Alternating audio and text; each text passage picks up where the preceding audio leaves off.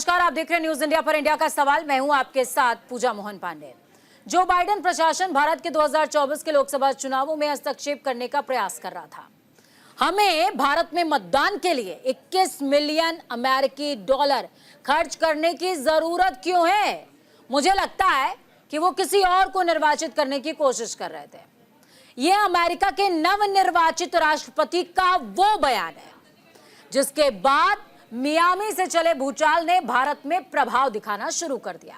अब पूरा मामला एक बार समझते चलिए। दरअसल यूएसएड एक अमेरिकी सरकारी एजेंसी है जो विकासशील देशों को सहायता यानी कि मदद देती है। मुद्दा यह नहीं है, बल्कि मुद्दा यह है कि ट्रंप कह रहे हैं कि भारत में इस पैसे का इस्तेमाल राजनीतिक उद्देश्यों की पूर्ति के लिए हो रहा है। और इसी के बाद ट्रंप का बयान भारत और अमेरिका के रिश्तों के लिए एक चैलेंज बन जाएगा। ट्रंप ने इस सेड को भारत के खिलाफ डीप स्टेट बताया है। इसके बाद भारत की राजनीति में हाहाकार मचा हुआ है। कांग्रेस और बीजेपी एक दूसरे पर हमलावर है। कांग्रेस ने यहां तक कह दिया कि पीएम मोदी अमेरिकी पैसे के बल पर चुनाव जीतते हैं, तो वहीं बीजेपी ने कहा कांग्रेस भारत की जनता से नफरत करती है, लिहाजा विदेशी ताकतों और पैसे का सहारा ले रही है। खैर, विदेश मंत्रालय इस मामले में जांच की बात कह रहा है, लेकिन यह तय है कि इस बयान के बाद सियासी अखाड़े में नूरा कुश्ती का नया मुद्दा, जी हां, नूरा कुश्ती का नया मुद्दा एंटर हो चुका है। इसी बात पर चर्चा करेंगे, लेकिन उससे पहले सुनिए ट्रंप का वो बयान और बयान पर जारी सियासी संग्राम भी। $1 million for strengthening independent voices in Cambodia. $32 million to the Prague Civil Society Center, which is a very liberal group of people. Wonder how much of that money came back to the people that approved it. $14 million for improving public procurement in Serbia. $486 million to the Consortium for Elections and Political Process Strengthening, including $22 million for inclusive and participatory political process in Moldova, and $21 million for voter turnout in India. Well, why are we giving $21 million to India? They got a lot of money. They're one of the highest taxing countries in the world in terms of us. We can hardly get in there because their tariffs are so high. I have a lot of respect for India. I have a lot of respect for the Prime Minister. He just left, as you know, 2 days ago. But we're giving $21 million for voter turnout. It's voter turnout in India. What about like voter turnout here? Oh, we've done that, I guess. We did 500 million, didn't we? It's called the lockboxes. $20 million for fiscal federalism in Nepal. Listen to these numbers. This is all fraud. $19 million for biodiversity conservation in Nepal. $1.5 million for voter confidence. We want to give them confidence in Liberia. $14 million for social cohesion in Mali. $2.5 million for inclusive democracies in South Africa. $47 million for improving learning outcomes in Asia. Asia's doing very well. They're doing a lot better than we do in the schools, aren't they? $2 million to develop sustainable recycling models to increase socioeconomic cohesion among marginalized communities in Kosovo and Ashkali and in Egypt. हम USAID या जो भी ये foreign funding agencies हैं, हम उनके खिलाफ नहीं। देश में कानून है, कानून के तहत फंड्स आते हैं, एनजीओज भी लेते हैं, इनके एनजीओज भी लेते हैं, इंडिया फाउंडेशन भी लेती है, विवेकानंद फाउंडेशन भी लेती है। कौन नहीं लेता? लेकिन सिलेक्टिवली आप बोलें कि साहब कांग्रेस की सरकारों ने ले लिया। अरे जब स्मृति ईरानी ब्रांड एम्बेसडर थी यूएसएड की और सिलेंडर लेकर यहां सड़कों पर प्रदर्शन करती थी, तो क्या यूएसएड करवा रहा था वो प्रदर्शन? बताइए। अन्ना हजारे, उनका एक वीडियो मैं भी आपको दिखाता हूं। यहां आंदोलन किया, हमारी सरकार उसके बाद चुनाव हारी, फिर वो अमेरिका में गए, रोड शो किया उन्होंने। फोर्ड फाउंडेशन का पैसा आता था, सबके सामने था, उसमें आरएसएस भी इन्वॉल्व। 2115 मिलियन यूएस डॉलर्स सरकार किसकी थी? कांग्रेस पार्टी की। यूएस एड मोदी जी के समय में कितनी आई पिछले 10 साल में? केवल 1.5 मिलियन। 2115 मिलियन यूएस डॉलर, कहां 1.5 million US dollar. Narendra Modi ji will not sell Bharat India's interest to a foreign power. लेकिन कांग्रेस देश के संप्रभुता की भी दलाली कर सकती है, हित की भी दलाली कर सकती है।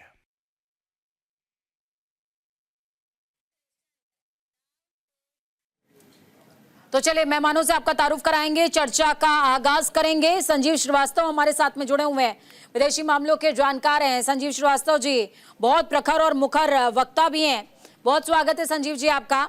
रत्नाकर सिंह बीजेपी से जुड़े हुए हैं, मुखरता से डिफेंड करते हैं बीजेपी को।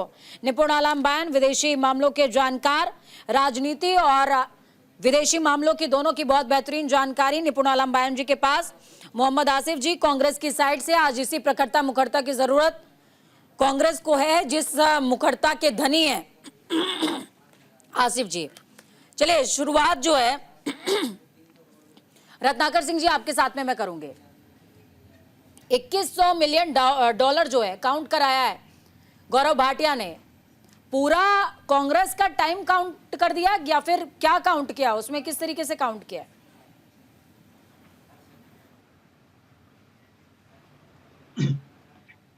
देखिए आपके सामने ही कहा कि 11 साल के दौरान हमारे पास तकरीबन 1.5 मिलियन डॉलर भी नहीं आया हमारे कार्यकाल में, और इनके यहाँ पे 2100 मिलियन डॉलर जो है ये आया भी नहीं आए। हेलो, भी नहीं आए आप कह रहे हैं? 150 मिलियन डॉलर भी नहीं आए, ऐसा कह रहे हैं आप? बिल्कुल। देखिए 2100 मिलियन डॉलर की जो बात चल रही है ये तो इनके ही समय में ही सारी चीजें हुई है ना। ठीक है। और निश्चित रूप से वो जो पैसा यूएस से आ रहा था वो गांधी परिवार का जो एक खास मित्र है जॉर्ज सोरस, उनकी संस्था के माध्यम से जो भारत में ये पैसों का जो है आगमन हुआ, वो किस मकसद से हो रहा है, किस मकसद से किया जा रहा है, किस लेकिन मकसद से। रत्नाकर जी मेरा एक मतलब काउंटर क्वेश्चन है आपसे। जॉर्ज सोरस का मुद्दा तो बहुत दिनों पहले देश की सियासत में उठ चुका है, जिस दौरान लोकसभा चुनाव चल रहे थे, तो तब से लेकर के अब तक मौजूदा सरकार जॉर्ज सोरस के मामले की प्रतीक्षा कर रही थी क्या जांच के लिए कि अमेरिका से कोई बयान आएगा उसके बाद जांच शुरू करवाएंगे? एक बार थोड़ा सा इसको एक्सप्लेन कीजिएगा, मैं ये शायद समझने में कुछ गलती कर रही हूं, बताइए। देखिए भारत की सरकार को डिस्टेबलाइज करने की विदेशी जो है ताकतें शुरू से ही लगी हुई, ठीक है। और विदेशी ताकतें जो है उनको बल कहां से मिलता है? उनको बल मिलता है गांधी परिवार से। अच्छा। उनको बल मिलता है राहुल गांधी के अपने जो विदेशी जो दौरे करते हैं उनसे। राहुल गांधी उन सारे लोगों से मिलते हैं जो भारत के प्रति जिनका रवैया विरोधात्मक रहा है, चाहे वह जॉर्ज सोरस हो जो कश्मीर के ऊपर उनका जो रवैया है वो भारत के रुख से एकदम अलग होता है, चाहे वह इलान उमर हो जो भारत विरोधी ताकत के रूप में जो है जाने जाते हैं। देखिए आप शायद मेरे ख्याल से मुद्दे को थोड़ा सा डाइवर्ट कर रहे हैं, थोड़ा सा मुद्दे को डाइवर्ट कर रहे हैं। मैं वापस से आऊंगी आपके पास, निपुण आलम बयान जी मैं आपके पास आऊंगी। डोनाल्ड ट्रंप का बयान हम सुन रहे थे, उन्होंने भारत कोट किया है, उन्होंने लार्जेस्ट टैक्स पेयर स्टेट, क्योंकि वहां पर कंट्री को स्टेट बोला जाता है तो इसलिए स्टेट कोट किया है, लार्जेस्ट टैक्स पेयर स्टेट। इसको वोटिंग टर्नआउट बढ़ाने के लिए और वो भी 21% बढ़ाने के लिए हम अपना पैसा इन्वेस्ट क्यों करें, इसलिए ये फंड बंद किया जाता है, रद्द किया जाता है, इस बात को कोट किया। ये बयान अभी मैंने सुनाया, क्या कहेंगे सर? देखिए डोनाल्ड ट्रंप का टारगेट तो पीएम मोदी है, हम देखें कि कांग्रेस है। उनका जो टारगेट था वो था जो बाइडेन गवर्नमेंट का, इनके बाइडेन एडमिनिस्ट्रेशन का, कि उनके एडमिनिस्ट्रेशन के दौरान जो फंड्स खर्च हुए हैं किसी भी तरीके से कहीं भी जो लगाए गए हैं उसके ऊपर उनका ज्यादा क्वेश्चन था, कि ताकि जो पूरा उनका एक पूरा चुनाव कैंपेनिंग रहा कि बाइडेन एडमिनिस्ट्रेशन की क्रिटिसिज्म किया जाए, आलोचना की जाए। और जो हम देखते हैं DOGA जो डोगे वहां पे बनाया गया वो इसी मकसद से बनाया गया था कि ताकि जिस प्रकार से यूएस जो एड होता है, और देखिए यूएस एड जो है ये आपका नहीं है, ये 1961 में जो रिचर्ड निक्सन थे प्रेसिडेंट, उनके द्वारा बनाया गया था। और उन्होंने उस समय एक बात कही थी जब 1961 में बना था ये यूएस एड, उन्होंने कहा था कि अमेरिका अगर किसी भी देश को एड देता है, यानी कि पैसा देता है, सहायता करता है, तो वो बदले में कुछ दूरगामी लक्ष्य रखता है। और अमेरिका की एक हमेशा पूजा जी योजना रही है कि वो दो तरीके से क्या करता है, किसी भी कंट्री को कंट्रोल करने का प्रयास करता है। आपने जो वो स्टेट वर्ड यूज किया, इंटरनेशनल रिलेशंस में, इंटरनेशनल पॉलिटिक्स में हर कंट्री को स्टेट ही वोट किया जाता है, स्टेट ही बोला जाता है। तो अगर कोई भी कंट्री को स्टेट को फंड करता है तो उसका मकसद होता है कि कहीं ना कहीं इस प्रकार से कंट्रोल किया जाए कि वहाँ की जो पॉलिसीज है वो अकॉर्डिंग टू अमेरिका बने। तो बाइडेन एडमिनिस्ट्रेशन के ऊपर जो एलिगेशंस थे, चाहे वो आपका शेख हसीना जी ने लगाए थे कि मेरे यहाँ पर जो परिवर्तन कराने में जॉर्ज सोरोस या आपका बाइडेन एडमिनिस्ट्रेशन का हाथ है, उसी हाथ को देखते हुए यहाँ भी भारत में इस प्रकार की बातें। और भारत में जो भी कहा गया, जैसे मैं देख रहा था कि प्रेस के भी जो कॉन्फ्रेंस को सुन रहा था, उनका भी कहना सही था कि हमारे यहाँ पे बहुत सारे एनजीओ हैं जो दोनों पार्टी, कई पार्टी से जुड़े हुए हैं। और 2016 में हम देखें कि भारत सरकार ने जहां भी प्रकार की अनियमितताएं देखी थी, उसमें करीब आप देखें तो 80% एनजीओ के रजिस्ट्रेशन रद्द कर दिए गए थे, कि ताकि जो एनजीओ पैसा फंडिंग लेते हैं, जो अगर इनके अंदर अनियमितताएं हैं उनको हम बंद करें। लेकिन ये बात निश्चित है कि अमेरिका की फंडिंग कई बहाने से, कई तरीके से आती जरूर है भारत में, और उसका कहीं ना कहीं हर देश के अंदर अमेरिका प्रयास करता है कि अपने मतलब की सरकार या अपने इंटरेस्ट की सरकार बनाई जाए। यहाँ पर बात यह कि जांच कैसे कराई जाए, तमाम जो है ये प्रश्न वाजिब प्रश्न है, बिल्कुल सही प्रश्न है। लेकिन अभी इंडियन एक्सप्रेस ने एक बात उठाई है कि जो आप 21 मिलियन का दावा कर रहे हैं, ये 21 मिलियन का जो दावा है 2022 में, ये बांग्लादेश गवर्नमेंट को आपने दिया है। अभी तक इंडियन का जो फैक्ट चेकिंग हुई है डोनाल्ड ट्रंप के दावे के ऊपर, अभी तक मैं देख रहा हूँ ना तो अमेरिकन एम्बेसी का कोई रिप्लाई आया है, ना ही भारत का जो हमारा विदेश मंत्री उसका रिप्लाई है, और ना ही बांग्लादेश से कोई रिप्लाई आया है। तो लिहाजा भी कहना कि जांच की और बातें निकल कर आएंगी, तभी हम इसको पूरा लगा सकते हैं कि क्या मैटर है, क्या मसला है। क्योंकि अभी तो मामला उलझ गया। जब से मैं इंडियन एक्सप्रेस किया, जो क्वेश्चन उन्होंने उठाए और जो उन्होंने फैक्ट चेकिंग किया है, 21 मिलियन में से 13 मिलियन के आसपास ऑलरेडी बांग्लादेश को पहले दिए जा चुके थे।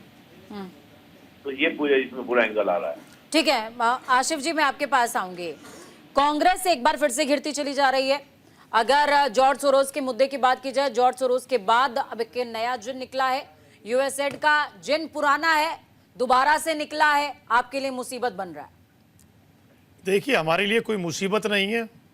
इसी की एम्बेसडर स्मृति ईरानी थी, जो कि भारतीय जनता पार्टी की राज्यसभा एमपी रही, और अन्ना आंदोलनों को किस तरीके से भारतीय जनता पार्टी ने बैक से बैकअप किया।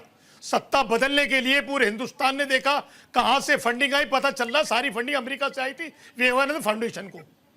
वही भारतीय जनता पार्टी आज कह रही है कि विदेशों से फंडिंग आती है। उसी का नतीजा था कि हमारे प्रधानमंत्री नरेंद्र मोदी जी कह रहे थे, अब की बार ट्रंप सरकार, अब की बार ट्रंप सरकार। ये वो फंडिंग है, उसी का जिक्र कर रहे हैं नरेंद्र मोदी जी। इसीलिए पहला ऐसा वाक्य है दुनिया का, कोई दूसरे मुल्क का प्रधानमंत्री एक दूसरे मुल्क के सत्ता बदलने के लिए वोट मांगता है। अगर इसके अलावा कोई ऐसा वाक्य है तो पूजा जी आप बता दीजिएगा, दुनिया के अंदर किसी ने दूसरे मुल्क के लिए वोट मांगा हो। इतनी गहरी दोस्ती नरेंद्र मोदी और ट्रंप जी की है कि मोदी जी मिलने जाते हैं अमेरिका और हमारे नागरिकों को हथकड़ी लगाकर भेजा जाता है, एक मुंह से अल्फाज नहीं निकलता। ये नरेंद्र मोदी जी है और ये ट्रंप है जिनकी हम आज जिक्र कर रहे हैं, जिनके बयान के ऊपर। यही वो सरकार है जब वहां की मीडिया पूछती है अडानी के बारे में, ये मेरा निजी दोस्त का मामला है, वहां बयान आता है रिश्वतखोरी का इन प्रधानमंत्री जी के मित्र के ऊपर। लेकिन जो सवाल मैं रत्नाकर जी से पूछने वाली थी, वो सवाल मैं आपसे पूछ लेती हूँ। संजीव जी जुड़ गए हमारे साथ में। संजीव जी, स्वागत आपका। हालांकि मैं स्वागत पहले कर चुकी हूँ, लेकिन दोबारा कर रही हूँ। मैं आपसे ही सवाल पूछ लेती हूँ आशिफ जी, मुझे ये बताइए कि जब वहां पर ट्रंप ने कोड किया तो वहां पर भारत कोड किया। आप ये भी तो बोल सकते हैं कि भाई यहाँ पर भारत कोड किया गया है, कहाँ राहुल गांधी कोड किया गया है। आप काउंटर ऐसे भी कर सकते हैं, लेकिन आप कह रहे हैं विवेकानंद फाउंडेशन को भी तो जाता है पैसा, को भी तो जाता है पैसा, मतलब आपके पास भी आ रहा है, मैंने कब कहा कांग्रेस के पार्टी? हम ये कह रहे हैं जो भारतीय जनता पार्टी के मित्र हैं उनके पास पैसा आता है, उन्हीं लोगों ने देश के अंदर मतलब सत्ता आप मान परिवर्तन रहे हो के कि लिए। आपकी पार्टी में भी मित्र हैं? मैंने क्या कहा? मैंने पहले मेरी बात आपने पूरी नहीं होने दी, मुझे बीच में आपने रोक दिया। मैंने कहा भारतीय जनता पार्टी जो संगठन चलाती है, जो इनके सहयोगी हैं, उनके पास पैसा है। 12 के अंदर जो अन्ना आंदोलन चला, उस पूरे आंदोलन को किस तरीके से बैकअप किया गया, किस तरीके से पूरे हिंदुस्तान के अंदर एक माहौल बनाया गया, पैसा खर्च किए। अन्ना के पास 1 रुपया नहीं है, कहां से वो पैसा है? किस तरीके से रामलीला ग्राउंड के अंदर इतना बड़ा आंदोलन चला, पूरे आंदोलन की पूरी भारतीय जनता पार्टी थी, इनके लोग थे। ये पैसा कहां से लेकिन आया? आशिफ जी, स्टडी कहती है कि यूएसएड और सोरोस दोनों पैरेलल चलते हैं। यूएसएड जहां फंड करता है वहां एंटी पार्टीज को या एंटी फैक्टर्स को सोरोस फंड करता है। तो अगर यूएसएड बीजेपी को फंड कर रहा है, आप कह रहे हैं जिस तरीके से, तो क्या सोरोस आपको फंड कर रहा है? क्या मैं ये कह या रहा हूं आपके सहित तमाम विपक्षियों को मैं फंड ये कर रहा है? कह रहा हूं कि ऐसा नहीं हुआ 2012 के बाद में, तो आप कह दिए नहीं हुआ। मैं आपकी बात को नहीं मान लूंगा। जब पूरे हिंदुस्तान ने देखा किस तरीके से भारतीय जनता पार्टी ने अन्ना आंदोलन को चलाया, और अन्ना आंदोलन चलने के बाद में सत्ता का परिवर्तन हुआ। परिवर्तन होने के बाद में आज 11 साल होने जा रहे हैं, तो अन्ना जी का कुछ पता नहीं है, जो जन लोकपाल को लेकर सड़कों पे बैठे थे, काले धन को लेकर धरना दिया, कहां है वो? नहीं है। क्यों? क्योंकि वो एक षड्यंत्र था भारतीय जनता पार्टी का, विदेशी ताकतों से मिलकर देश की सत्ता को हासिल करने का। आप कुछ टाइम के लिए अलायंस में आए थे, पूछना चाहिए था कहां गए अन्ना जी? हमारे उस टाइम अलायंस नहीं, आप फिर गलत कह रहे हैं। 2014 के बाद में भारतीय जनता पार्टी 11 साल से सरकार है, और अभी जब मुद्दा उठा अडानी जी का, देश के कहां चली गई थी सरकार? मौजूदा इंक्वायरी होनी चाहिए। रत्नाकर जी काउंटर है आपका, रत्नाकर जी आपका काउंटर है। मैं भी कर दिया, बोल पूछ लीजिए उनसे। मैं कहूंगा कहां गए थे? हर चीज पे सरकार इंक्वायरी कराए, अपने मित्र के बारे में भी इंक्वायरी कराए। दूध का दूध, पानी का पानी हो जाएगा। किस तरीके से नरेंद्र मोदी जी अडानी को सपोर्ट करते हैं और हमारी पूरी सरकार सपोर्ट करती, क्यों देश के अंदर इंक्वायरी नहीं हुई? एक रिश्वतखोरी का मामला अमेरिका में चलता है, रिश्वतखोरी जो जुर्म माना जाता है रिश्वतखोरी का, उसको हमारी सरकार सपोर्ट करती है। करप्शन को हमारी सरकार सपोर्ट कर रही है। क्यों आज तक उसके ऊपर इंक्वायरी नहीं करी गई? आज इस पे भारतीय जनता पार्टी बात करिए। भारतीय जनता पार्टी काम है राहुल गांधी जी को बदनाम करना, और देश की जनता को मालूम है यही राहुल गांधी जी हैं जो अपने मुद्दों पे काम होते हैं, देश के हर मुद्दे को उठाते हैं, चाहे गरीबी का हो। नहीं होगा, भी बहुत कुछ होगा, घबराइए मत। भाजपा के लोगों घबराओ मत, आपकी चिट्ठियां खुलेंगी, कोई चिट्ठी बचेगी नहीं आपकी, कहीं नहीं बचोगे। पर्दाफाश हो रहा है आपका, किस तरीके से आपकी एमपी स्मृति ये मंच नहीं है, ये डिबेट हो रहा है। देश को भी मालूम हो रहा है किस तरीके से थी, किस तरीके से आपके लिए किस तरीके आशिफ जी देखिए, फाउंडेशन के नाम पे देखिए, अगर आप सर चिल्लाने पे आओगे तो आपको नियंत्रित में कर नहीं पाऊंगी। क्यों? क्योंकि आप स्टूडियो में बैठे हो, वो बेचारे विंडो में बैठे हुए हैं, मैं पूछ रहा हूं ना, क्या कर लेंगे? जो सरकार के पप्पा हैं, उन पप्पा के बारे में मुंह सिल गया था जब अमेरिका ने कहा था कि रिश्वतखोरी का मामला हमारे देश में रिश्वत दिया अडानी ने।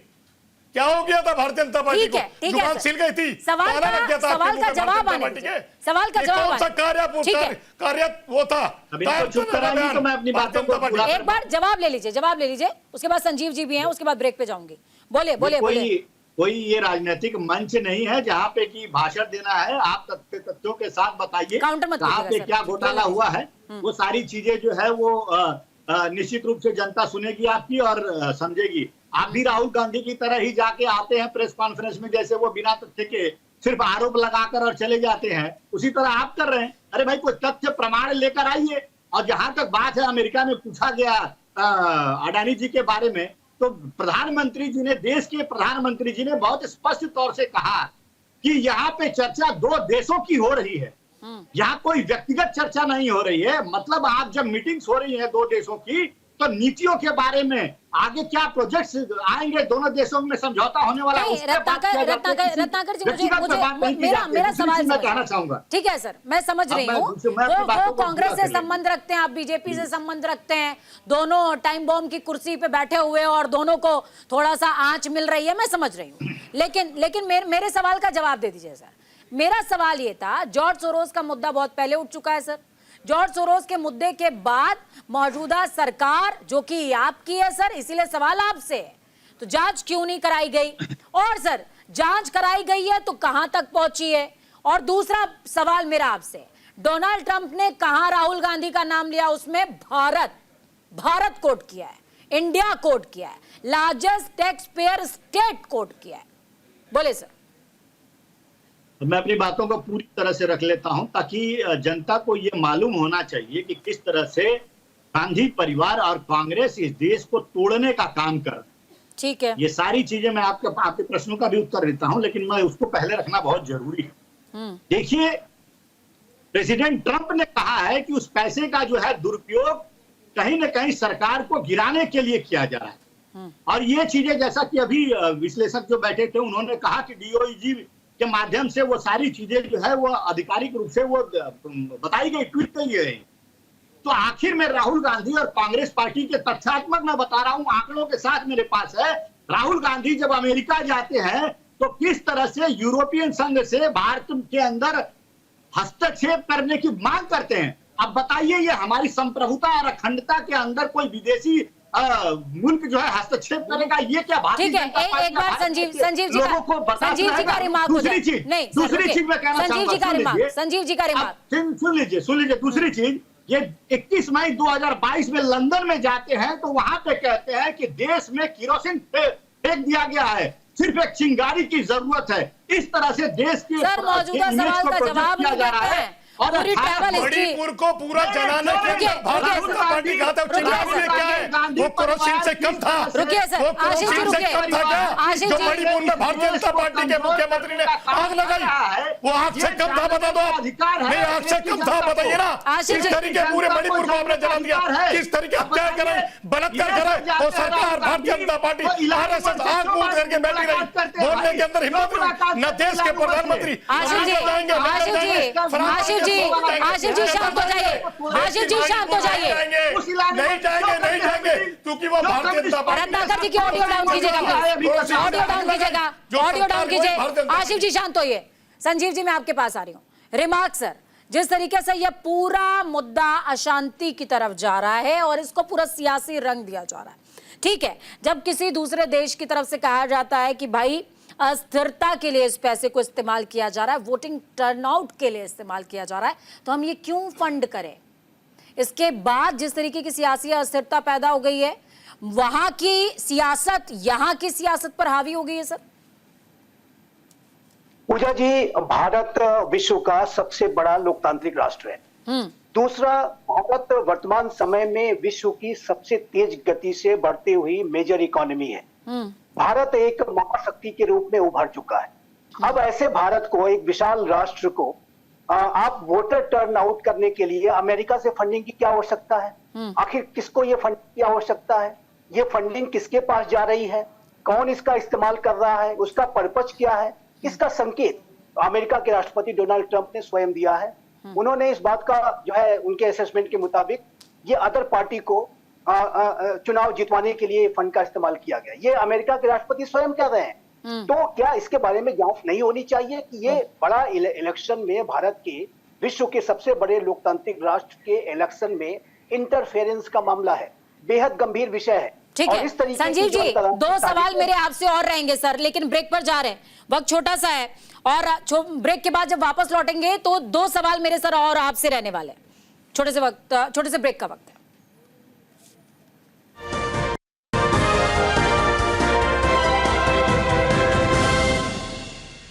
ब्रेक के बाद एक बार फिर से आप सभी का स्वागत है। ब्रेक पर जाने से पहले काफी ज्यादा हॉट टॉक हो गई, इस वजह से मैं थोड़ा सा कंफ्यूज भी हो गई थी। एक बार फिर से मेहमानों का तारुफ आपसे करवाती हूँ। संजीव श्रीवास्तव हमारे साथ में जुड़े हुए हैं, विदेशी मामलों के जानकार हैं, बहुत स्वागत आपका। रत्नाकर सिंह बीजेपी से जुड़े हैं। निपुण अलम्बैन जी विदेशी मामलों के जानकार हैं, राजनीति की भी बहुत बेहतरीन समझ है इनके पास में, बहुत स्वागत है आपका एक बार फिर से। मोहम्मद आसिफ जी हमारे साथ में जुड़े हुए हैं, कांग्रेस का प्रतिनिधित्व कर रहे हैं, प्रवक्ता हैं, प्रखरता से बोलते हैं, बहुत स्वागत है एक बार फिर से आपका। संजीव जी, जैसा कि मैंने वादा किया था कि जब ब्रेक के बाद वापस आऊंगी तो 2 सवाल मेरे रहेंगे, लेकिन इस वादे को थोड़ा सा फ्लिप कर रहे हैं। एक सवाल आपसे रहेगा, एक सवाल मैं निपुण अलम्बैन जी से पूछूंगी। सवाल पहला संजीव जी मेरा आपसे है कि क्या ये पॉसिबल है कि यूएसएड और सोरोस इन दोनों का कनेक्शन हो? बिल्कुल, ये बिल्कुल पॉसिबल ही नहीं, मुझे लगता है कि ऐसा ही है। और ये जो बाइडेन प्रशासन के दौरान जो अमेरिका का डीप स्टेट था, उसका जो कनेक्शन जॉर्ज सोरोस के साथ स्पष्ट रूप से दिखाई देता है। बाइडेन प्रशासन जॉर्ज सोरोस के ऊपर आने वाली जो उनकी जो दिक्कतें हैं उनको कम करने के लिए जाते जाते उनको एक तमगा भी बाइडेन प्रशासन दे के गया, ताकि ये जो वर्तमान का जो डोनाल्ड ट्रंप का प्रशासन है उनको किसी तरह की उनके ऊपर कोई बड़ी कार्रवाई न कर बैठे। लेकिन ऐसा होगा नहीं। जो डोनाल्ड ट्रंप है और उनके साथ साथ एक visionary leader Elon Musk DOGE department of government efficiency को लीड कर रहे हैं, जो कि डीप स्टेट को लगातार एक्सपोज कर रहा है। और यूनाइटेड स्टेट्स ऑफ अमेरिका में जो तरह तरीके की जो आए दिन नए खुलासे हो रहे हैं, ऐसे में ये स्पष्ट है कि जो जॉर्ज सोरोस की जो मुश्किलें हैं आने वाले समय में बढ़ सकती हैं। इस तरीके की भी रिपोर्ट है कि जॉर्ज सोरोस अपने देश को छोड़ करके कहीं और शिफ्ट हो सकते हैं, इत्यादि इत्यादि। तो ये इसमें कोई दो राय नहीं है कि डोनाल्ड ट्रंप ने एक महान टास्क अपने हाथ में लिया है। और पूजा जी, मैं आपके चैनल के माध्यम से भी इस बात को कहना चाहता हूं कि वर्तमान समय में ये जो डीप स्टेट की चुनौती है, ये पूरी मानवता के समक्ष सबसे बड़ी चुनौती के रूप में मैं इसको देखता हूँ। क्योंकि ये जो पूरी चुनौती है, ये जो पूरा संकट है, ये जो पूरा खतरा है, ये छद्म रूप से करप्ट लोगों का एक जो पावरफुल नेटवर्क है उसके द्वारा रचा जाता है। और ये हर जगह, हर एक जगह पर जहां कहीं भी लोकतांत्रिक मूल्यों में विश्वास करने वाली शक्तियां हैं, राष्ट्रवादी शक्तियां हैं, जाहिर है कि भारत के संदर्भ में अगर कहें तो ये भारत के प्रधानमंत्री श्री नरेंद्र मोदी को टारगेट कर रहे थे। ये एक भारत के प्रधानमंत्री श्री नरेंद्र मोदी और पूरे विश्व की के साथ मिलकर के और पूरे विश्व की इकोनॉमी को एक ऊंचे से ऊंचे स्तर पर भारत का स्थान विश्व अर्थव्यवस्था में दिलाने में श्री गौतम अडानी जो अब महत्वपूर्ण भूमिका निभा रहे हैं, ये उनको टारगेट कर रहे थे ताकि प्राइम मिनिस्टर मोदी को कमजोर किया जा सके।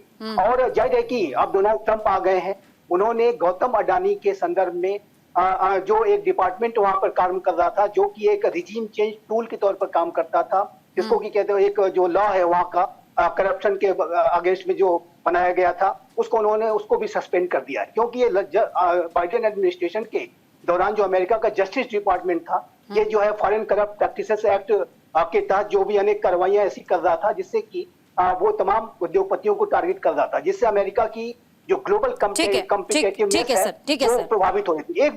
एक बात मैं और कहूंगा, एक बात पूजा जी और कहूंगा कि जो गौतम अडानी जी के विरुद्ध जो हिंडनबर्ग नामक एक जो फेक कंपनी बनाई गई थी, वो तो आप डोनाल्ड ट्रंप को और एलन मस्क को देख करके उसने अपना बोरिया समेट लिया है, भाग गई है। और इसी वजह से मैं ऐसा मानता हूं कि ये जो प्राइम मिनिस्टर मोदी और गौतम अडानी जी के विरुद्ध एक बड़ी साजिश अमेरिका के डीप स्टेट के द्वारा रची गई थी, जो कि अब ये भारी दबाव में है और ये सिर छुपाते हुए उनको जगह नहीं मिल रही है कि कहाँ वो जाकर के अपने आप को बचा करके रखे, क्योंकि अमेरिका ने एक बड़ी लड़ाई शुरू कर दी है, बड़ा युद्ध शुरू कर दिया है।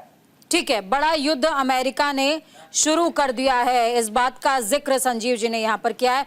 निपुण आलम बयान जी, एक अहम सवाल मेरा आपसे रहेगा सर, क्या ये पॉसिबल है कि इंडिया के अंदर, हालांकि ये क्रिप्टो करेंसी से हो सकता है, मुझे पता है, लेकिन जब वो काउंटेबल अमाउंट बता रहे हैं जिसमें $150 मिलियन की बात कही जा रही है सीधे तौर पर, जब वो अमाउंट काउंटेबल है तो वो क्रिप्टो करेंसी से नहीं हुआ है, ये तो तय है। और जब ऐसा नहीं हुआ है तो क्या जो पैसा इंडिया के अंदर फ्लक्चुएट हो रहा है, इंडिया के अंदर फ्लोट हो रहा है, उस पर गवर्नमेंट का कंट्रोल ही ना हो, ये पॉसिबिलिटी है क्या सर? देखिए पूजा जी, डेट में हम बहुत लीगली बात कर रहे हैं, करेंसी को तुम साइड कर सकते हैं, इसको किसके थ्रू पैसा नहीं आया। बहुत सारा होता है जिसको हम लोग बोलते हैं मनी लॉन्ड्रिंग, हालांकि ये पैसा मनी लॉन्ड्रिंग के थ्रू भी नहीं आया।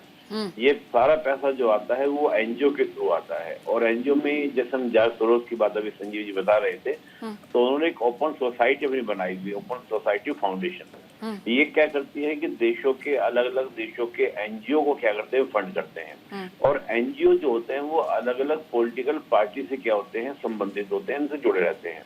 और वो एनजीओ के माध्यम से क्या होता है, इस प्रकार के हम जैसे अभी आशिफ भाई बोल रहे थे कि जो आपके जो आंदोलन होते हैं, जो सोशल मूवमेंट्स होते हैं, उनको आपका एनजीओ के द्वारा से फंडिंग की जाती है, ये भी बात सही है। लेकिन बात ये है कि देखिए, देखा यह जाता है कि जो फंडिंग हो रही है एनजीओ को फंडिंग भी किस प्रकार की अनियमितताएं और किस प्रकार से उसका प्रयोग किया जाता है। जैसे मैंने आपको एक डाटा दिया कि 2016 में अप्रोक्सीमेटली 80% जो भारत के एनजीओ थे उनको सरकार ने अनियमितताओं के चलते बंद कर दिया गया। लेकिन उसके बाद भी हम देखें कि 20% जो भारत के एनजीओ हैं वो आज भी क्या कर रहे हैं, वर्क कर रहे हैं। और वो जो पैसा आता है तो एनजीओ में किस प्रकार से खर्च होता है, ये बहुत बड़ी प्रक्रिया हो जाती है।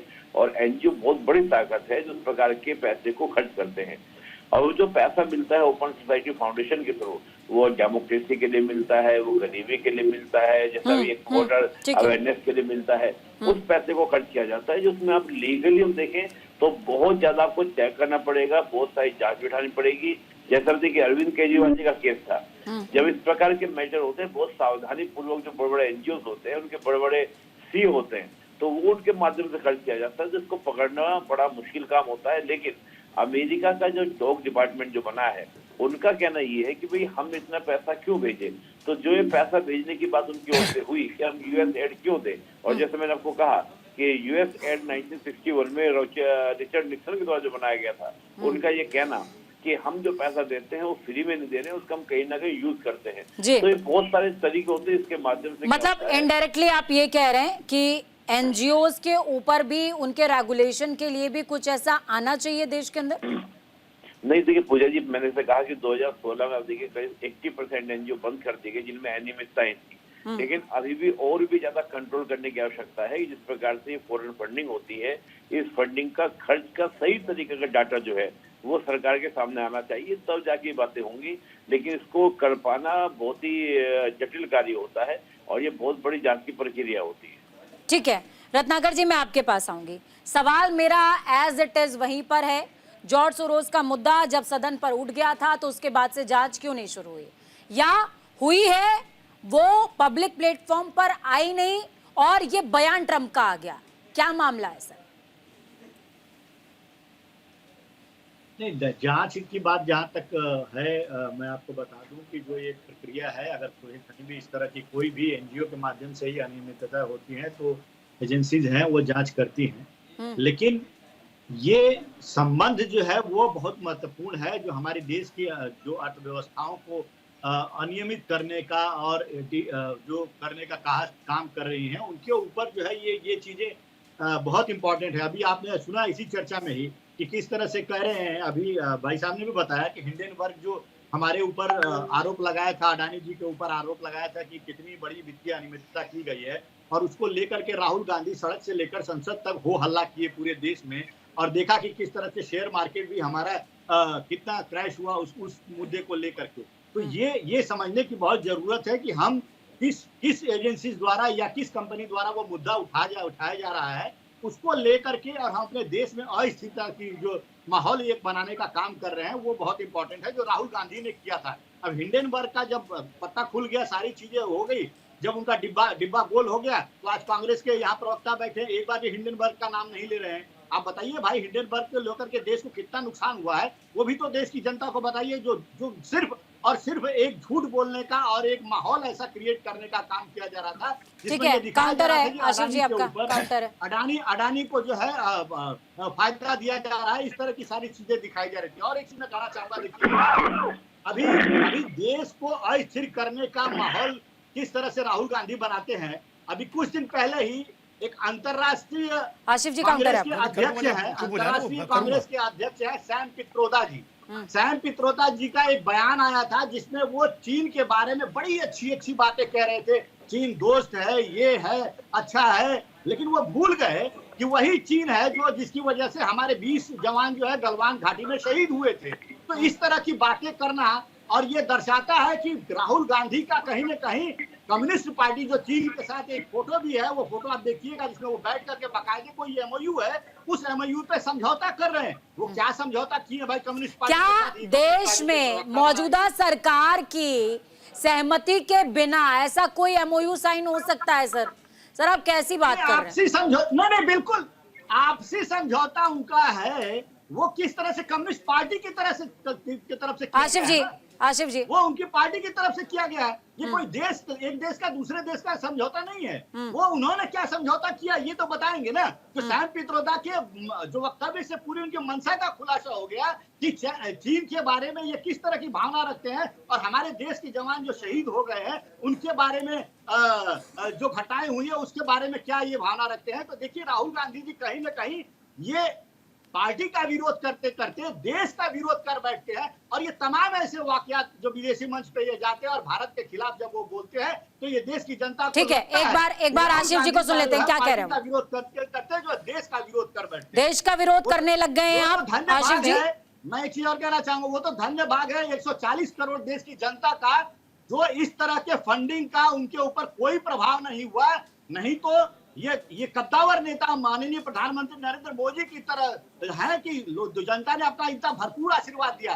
कोई दूसरा अगर पार्टी कोई दूसरा नेता होता हो गया भाषण, ये षड्यंत्र भाषण हो गया, उस षड्यंत्र का खामियाजा भाषण हो गया आपका और देश की जनता को भुगतना आपका पड़ता। भाषण हो गया तो मैं बोल लूं, बहुत देरों का भाषण देते देते आपको। आपने चाइना का जिक्र किया, नहीं आपने चाइना का जिक्र किया, चाइना ने हमारे सैनिक शहीद किए। सुनो ना, शांत हो जाओ, अभी उछलने वाले हो, शांत हो जाओ, अभी उछलेंगे आप, अभी उछलेंगे कुर्सी से ऊपर को, शांत हो जाओ, सुन लो राहुल गांधी फोटो सुन लो मेरे भाई, सुन लो ताकतों के साथ मिल रहे हैं। किस तरह से राहुल गांधी सुन लो ना, अभी तो बोलना शुरू नहीं किया, मिर्ची लगनी शुरू हो गई, अभी तो बोलना शुरू नहीं किया मैंने। आप लोगों का हस्तक्षेप भाई शांत हो जाओ, किस तरह से मालूम है झूठ की बुलंदियां लेके बैठते हो, मालूम है, जरा शांत हो जाओ, जरा शांत हो जाओ, जरा शांत हो जाओ, अपमानित करने जरा का काम शांत हो आपकी जाओ, पार्टी कर रही है। जरा राहुल शांत गांधी हो कर रहे हैं। जाओ, शांत हो जाओ।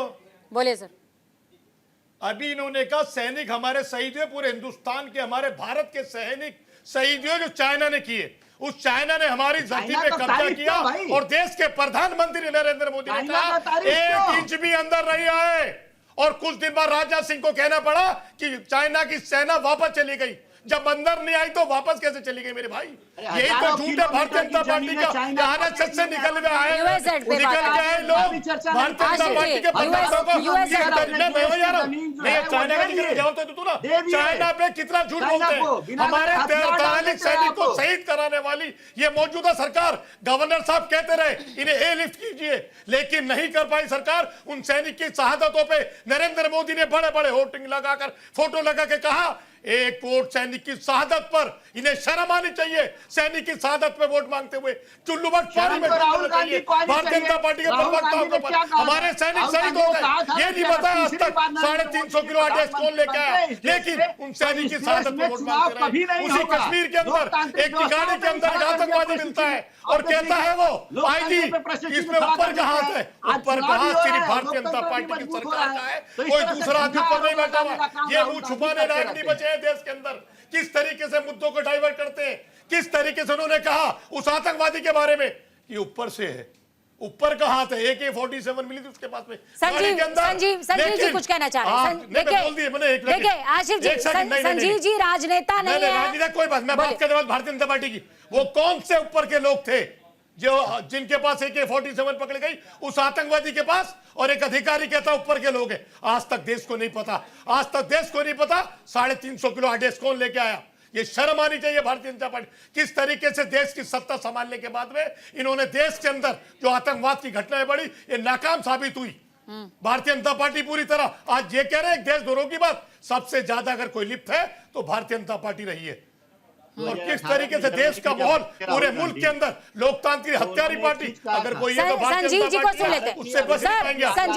नहीं एक सेकंड मैं अपनी बात कर रहा हूं, नहीं एक सेकंड पहले मैं अपनी बात कर रहा हूं। अडानी जी को अमेरिका लेके जाए मोदी जी, ऑस्ट्रेलिया लेके जाए मोदी जी, न्यूजीलैंड लेके जाए मोदी जी, कोरिया लेके जाए मोदी जी, अपने मित्र को सब जगह लेके जा रहे हैं। और जब अमेरिका में एक पत्रकार ने सवाल पूछा तो भाग्य मैदान छोड़ के मित्र के बारे में, क्यों भाई उस मित्र के बारे में बोल देते ना, कौन सा सरकार के ऊपर पैसा लगा रहा हो मित्र, और कहां गया आपका काला धन, किसकी लंबी लंबी बातें करते हैं। एक बार संजीव जी को सुन लेते हैं। संजीव जी बोलिए।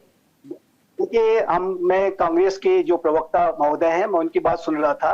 ये देखिए अगर कोई भागा है तो हिंडनबर्ग का जो संस्थापक है वो भागा है। अगर कोई वहां पे कुछ भी बंद किया गया है तो एक जो एक्ट बनाया गया था फॉरेन, आप ये कह रहे हैं कि अमेरिका छोड़ के भाग गया, आप ये कह रहे हैं विदेशी मामले के जानकार की अमेरिका छोड़ के भाग गया। नहीं आपने कहा अमेरिका छोड़ के भाग गया, आपके पास अमेरिका छोड़ के भाग गया की बात कही। नहीं आपने कहा छोड़ के भाग गया मुल्क, अमेरिका छोड़ के भाग गया वो। भारत ने मुंहतोड़ जवाब नहीं, आप जवाब दीजिए ना, आप ये कह रहे हैं अमेरिका छोड़ के भाग गया।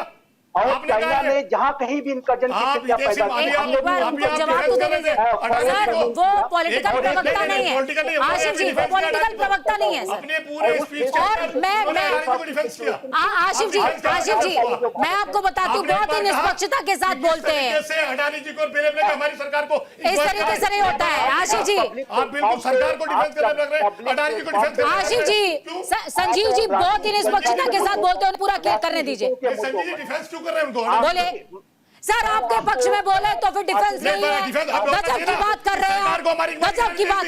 बोलना चाहिए, ये कोई तरीका नहीं है, ये बिल्कुल कोई तरीका नहीं है तो हमारी सरकार को इंक्वायरी करनी चाहिए सर, ये तरीका है ही नहीं सर, ये तरीका नहीं है। आपके पक्ष में बोलते हैं तो मेरे आपको पक्ष में लगता ना बोले, है देश के क्या पक्ष बात में कर बोले। रहे हैं सर आप? देश के पक्ष में बोले, अगर अमेरिका से रिपोर्ट आ रही है की उस पर बोले, इंक्वायरी करनी चाहिए देश को। तो उनको बोलने दीजिए, उन्हें बोलने तो दीजिए सर। अडानी जी कह रहे हैं बैठ के, संजीव जी यहाँ बैठ के। सर बोलने उस दीजिए पे बोल कर रहे हैं। संजीव जी, क्या बोल रहे हैं? संजीव जी, आप संजीव जी, पहले मेरी बात सुनिए, आप पहले मेरी बात। आसिफ जी देखिए, मैं आप कांग्रेस के प्रवक्ता हैं, मैं आपका सम्मान करता हूं, एक सम्मानित पार्टी के प्रवक्ता हैं।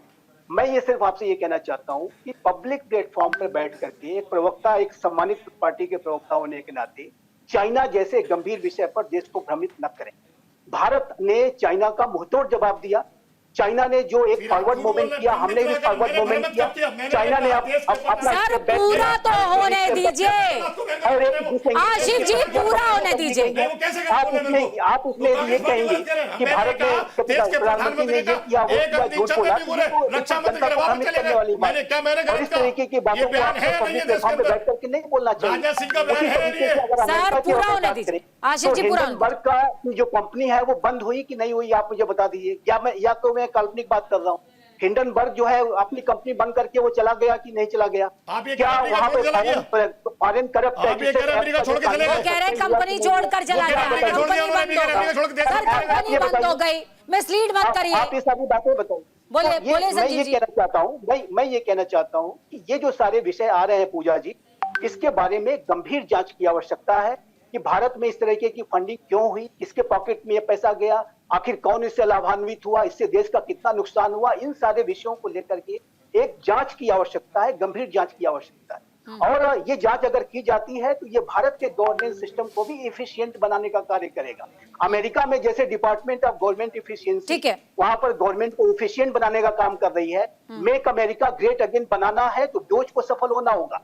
उसी तरीके से यदि हमें विकसित भारत बनाना है तो भारत में भी एफिशिएंसी लानी होगी, भारत में भी ऐसी जांचें करानी होंगी, ताकि ये जो करप्ट एलिमेंट्स हैं, जो डीप स्टेट एलिमेंट्स हैं, उनके खिलाफ सख्त से सख्त कार्रवाई की जा सके। ठीक है, और यही बात है। अभी सर मेरा अगला सवाल आने दीजिए, उसके बाद आप काउंटर। सर निपुण जी से अगला सवाल। इंक्वायरी होनी चाहिए, बोलेंगे आप? रिश्वतखोरी का जो बिले मनवी का नगाज पे इंक्वायरी होनी चाहिए। अभी भी आपने बयान दिया अपना, कभी आज ही दे दीजिए, इंक्वायरी होनी चाहिए। हम तो कहते हैं हर चीज के ऊपर इंक्वायरी होनी चाहिए। अगर अमेरिका से कोई बयान आता है होनी चाहिए तो बोलेंगे अडानी जी पे भी इंक्वायरी होनी चाहिए, बोल दीजिए अगर हिम्मत है तो आप। मैं बिल्कुल कहता हूँ, मैं बिल्कुल कहता हूँ, देश जो भी करप्शन के मामले, जो भी करप्शन के मामले, उस पर इंक्वायरी होनी ही चाहिए। तो गवर्नमेंट एफिशिएंसी को लाना है तो करप्शन को समाप्त करना होगा। मैं ये स्पष्ट रूप से ठीक है, निपुण आलम बहन जी आपके पास आ रही हूँ। सर कांग्रेस ने सीधे तौर पर आरोप लगाया है कि पैसा जो है वो कुछ हद तक आरएसएस के पास भी गया है। क्या ये पॉसिबिलिटी है? और अगर गया है और जांच के दायरे में, कहीं ऐसा ना हो कि हमाम में सारे नंगे हैं। नहीं देखिए पूजा जी, मैं तो इस बात को देखिए, हालांकि भी मैं बोलूंगा तो आसिफ भाई नाराज हो जाएंगे। अभी जब कांग्रेस का एक कार्यालय बना, मीडिया बाहर वेट करता रहा यार हमको अंदर ले चलो, दिखा दो कहाँ कहाँ पैसा लगा, कैसे कैसे लगा, नहीं ले गए। जब पूरी किरकिरी चारों तरफ होने शुरू हुई तब बुलाया गया। लेकिन जब संघ का कार्यालय बना, आरएसएस का कार्यालय बना दिल्ली के अंदर, बड़ा अच्छा कार्यालय बना, तो मीडिया को पहले दिन ही बुलाया गया, पूरा दिखाया गया भाई ये हमारा ये है, यहाँ पे हम लोग रहेंगे, ये हमारा कॉन्फ्रेंस होगा, तमाम तरह की चीजें होंगी।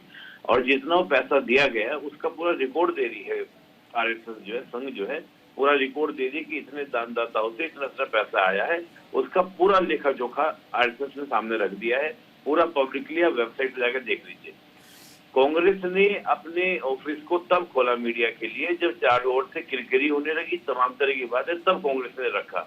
बात तो ये है कि कांग्रेस को पूरा डाटा रखना चाहिए कि उनके यहाँ से पैसा कितना है कैसे नहीं है। और देखिए आरएसएस जैसी संस्था को तो पहले से ही कांग्रेस को एक रहा ही है इशू, हमेशा को आरएसएस को लेकर घेरती रही है।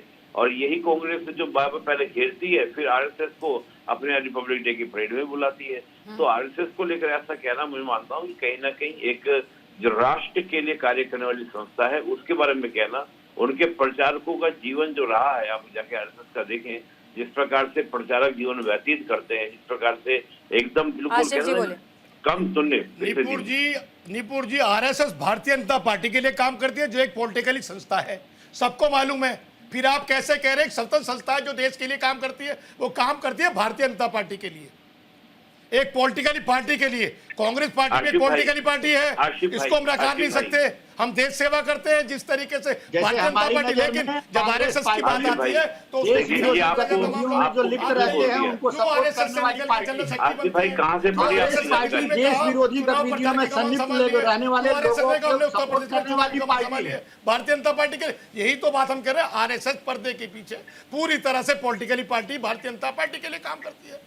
अब इसको आप यहाँ बैठ के कहे नहीं ऐसा नहीं है, संघ में जाके 2 दिन शाखा में जरा आप जाके आइए, आपको पता चल जाएगा कि संघ क्या होता है। अलग बात है, संघ क्या होता है, आप 2 दिन शाखा में जाइए, सिर्फ 2 दिन जाएंगे तो समझ में आएगा कि संघ देश के लिए 12 के अंदर आंदोलन चलाया और हमारी किस तरीके का आंदोलन था देश को मालूम है। एक बार रुकेगा, कहाँ से बताइए, आपने इंक्वायरी की उसकी? एक बार रुकेगा सर, एक बार रुकेगा। रत्नाकर जी 2024 में बहुत खबरें निकल करके आई कि संघ ने आपका योगदान नहीं किया, देश विरोधी हो गए थे क्या? देखिए संघ के बारे में पथ भ्रमित हो गए थे, बाद में पथ पर आ गए, महाराष्ट्र जीत गए, यहाँ जीत गए, वहां जीत गए, हर जगह जीत गए सर, पथ भ्रमित हो गए थे, मान रहे हैं मतलब। संघ देखिए, संघ जो एक ऐसी संस्था है, आप ही का स्टेटमेंट है सर 2 मिनट पहले का। भाई साहब जो अभी तमाम ये संघ के बारे में ये राजनीतिक एक संस्था कह रहे थे अभी, तो ये बिल्कुल इनका बेबुनियाद और अनर्गल आरोप है। संघ एक ऐसी संस्था है जो राष्ट्र के निर्माण में भारतीय जनता पार्टी के लिए काम निर्माण में इसको देश का एक निपुण जी कुछ कहना, आशीष जी निपुण जी कुछ कहना चाह रहे हैं, आशीष जी ऐसे नहीं, निपुण जी कुछ बोलना चाह रहे हैं, रत्नाकर जी रुकिएगा, निपुण जी बोलिए। पूजा जी मैं ये कह रहा हूँ आरएसएस को राजनीतिक संस्था कहना गलत है। देखिए बयान जो होते हैं कांग्रेस पार्टी के जो प्रवक्ता आशीष भाई उनको तो संभल के देना चाहिए। हम ये कह सकते हैं कि आरएसएस जो है बीजेपी को समर्थन करती है। आरएसएस ने तो कई बार कहा है कि अगर कांग्रेस भी राष्ट्र के लिए काम करेगी और राष्ट्र के पक्ष में काम करेगी तो मोहन भागवत जी का स्टेटमेंट हम तो कांग्रेस को भी समर्थन देंगे। ठीक है, बहुत शुक्रिया आप सभी का इस चर्चा को बेहद खास बनाने के लिए। देखिए यूएसएडओ या फिर सोरोस, अगर कोई इस देश की एकता, संप्रभुता, विविधता को नष्ट करना चाहता है और चाहता है कि सियासी ताकत के बल पर इस देश की संस्कृति को विहीन कर देगा या उसका विनाश कर देगा, तो जांच तो होनी चाहिए और झकझोर करके होनी चाहिए, ताकि सबक हो उन तमाम लोगों के लिए जो देश की नींव को हिलाना चाहते। उन्हें पता होना चाहिए कि भारतीय जब अपने पर आता है तो क्या करके दिखाता है, और भारत जब अपने पर आता है तो दुश्मन देशों के दांत सिर्फ मैदान में नहीं बल्कि देश के अंदर बहुत ही शांति के साथ, एकता के साथ खट्टे करके दिखाता है। इसमें साथ बीजेपी और कांग्रेस दोनों को आना चाहिए। वक्त छोटे से ब्रेक का, ब्रेक के उस पार खबरों का सफर लगातार जारी। बने रहिए न्यूज इंडिया के साथ, क्योंकि हमें राष्ट्र की आवाज।